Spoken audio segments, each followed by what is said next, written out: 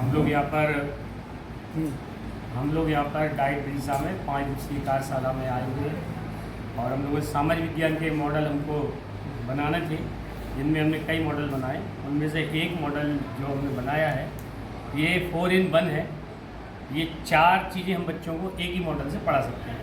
उसी क्रम में ये है पृथ्वी की बदलता परिवेश, पृथ्वी का बदलता स्वरूप, पृथ्वी के अंदर आंतरिक शक्तियाँ पृथ्वी के स्वरूप को बदलती रहती हैं हमेशा, और वो 24 घंटे प्रक्रिया चलती रहती है। उसी क्रम में आपको दिख रहा होगा सामने ये ज्वालामुखी पृथ्वी की आंतरिक जो अंदर जो लावा है पृथ्वी के अंदर, वो गैसों की वजह से धीरे जिधर पृथ्वी का कमज़ोर होता है वहाँ पर छेद करके ये ऊपर निकल जाता है ज़मीन पर।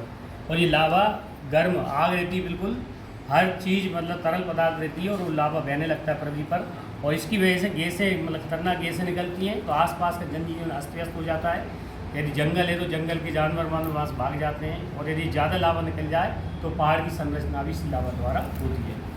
अपन देखते हैं पृथ्वी पर किसी क्षेत्र में बारिश ना हो तो वहाँ पर सूखा पड़ जाता है। सूखे की स्थिति में क्या होता है, वहाँ के जानवर भाग जाते हैं जंगलों से, क्योंकि उन्हें पीने के लिए पानी नहीं मिलता है, सारा पानी सोख लिया जाता है सूर्य द्वारा।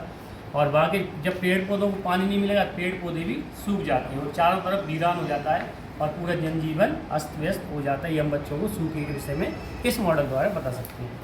अब पृथ्वी के अंदर एक और आंतरिक होती है प्रक्रिया, ये कि पृथ्वी की जो प्लेटें रहती हैं जिन पे पृथ्वी टिकी हुई है, वो एक थोड़ी बहुत भी सरक जाए तो भूकंप आ जाता है।